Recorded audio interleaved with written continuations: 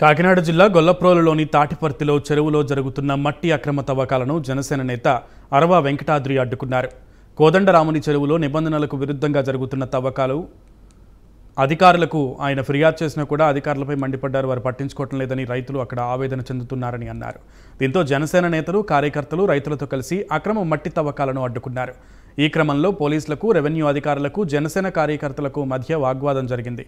అక్రమ తవ్వకాలను అడ్డుకోవడం కోసం జనసేన ఎప్పుడూ ప్రజలకు అండగా ఉంటుందని అరవ వెంకటాద్రి హామీ ఇచ్చారు.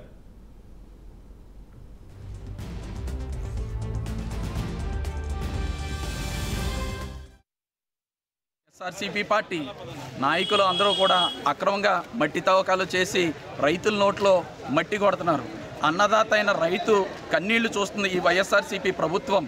ఒకసారి మీరు చూసినట్లయితే 60 అడుగుల లోతు వరకు కూడా మట్టి తవ్వకాలు జరిగాయి. ఏదో నకిలీ పర్మిషన్లు చూపించి 2000 క్యూబిక్ మీటర్లు మాత్రమే తవ్వాము 10 రోజుల్లో అని మళ్ళీ ఇంకా ఆ పర్మిషన్ ఎక్స్టెన్షన్ చేసి దొంగ పర్మిట్లు చూస్తున్నారు. అంటే ప్రభుత్వం మట్టిని అక్రమంగా తోసుకెళ్ళిపోమని పర్మిషన్లు ఇస్తుందా? అంటే అక్కడ ఎవరన్నా పడితే 60 అడుగులు పడిపోయిన వాళ్ళు ఎవరో కూడా తెలియనంత దారుణంగా అక్రమంగా ఇక్కడ మట్టి తవ్వకాలు జరిగాయి. మొన్నే పవన్ కళ్యాణ్ గారు చెప్పారు, ఎక్కడన్నా సరే అక్రమం జరిగితే వెంటనే జనసేన పార్టీ నుంచి వెళ్ళి స్పందించమన్నారు. ఈరోజు 3 రోజుల నుంచి ఒక ఆయన భారతీయుడు గారిని ఆయన ఒక్కరు కూడా నిరాహార దీక్ష చేస్తుంటే ఇప్పుడు దాకా కనీసం ప్రభుత్వం నుంచి ఒక్క అధికారి కూడా రాలేదు. ఈ అక్రమాన్ని వెంటనే అరిగట్టకపోతే జనసేన పార్టీ తరఫున ఈ ఉద్యమాన్ని మేము ఎంతో తీవ్ర స్థాయికి తీసుకెళ్తాం.